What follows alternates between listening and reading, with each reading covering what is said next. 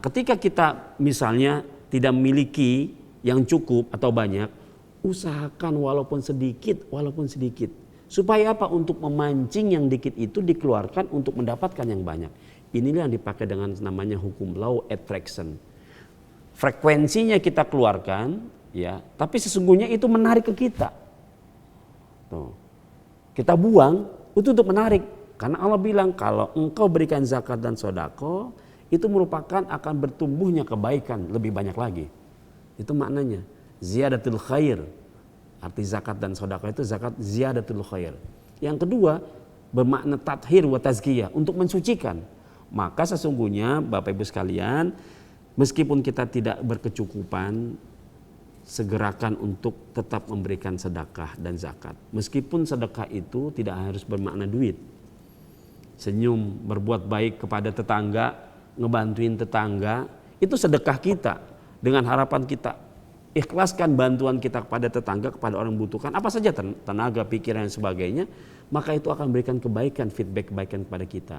Nah, zakat Bapak Ibu sekalian jangan diartikan bahwa zakat itu sebuah kewajiban yang harus dimiliki oleh orang yang punya. Nah, untuk yang melatih ya, kalau kita tidak punya, ini untuk pelatihan. Tapi kalau orang yang punya harta, pasti karena syarat rukunnya ada nisabnya, ada haulnya, sebagainya, itu zakat yang malnya. Tapi buat kita yang pelatihan, agar harta kita ini bertambah, dibutuhkan konsistensi, keistiqomahan untuk menanam, sehingga nanti begitu panen akan banyak.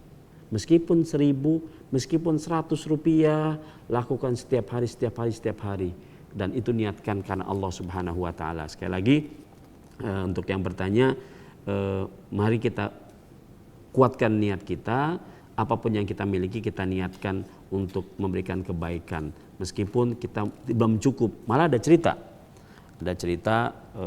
Abdul Mubarak, cerita beliau ingin berangkat haji nih, sudah siap.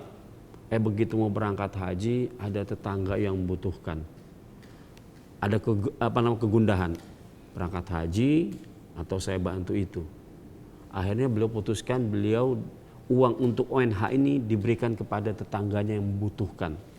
Bayangkan apa yang didapat. Ternyata justru Abdullah Mubarak inilah yang beliau mendapatkan kemabruran dari haji. Padahal dia tidak berangkat haji, tapi pahala kemabrurannya didapatkan oleh Allah, diberikan oleh Allah kepada beliau karena tadi memberikan bantuan dan sedekah kepada tetangganya.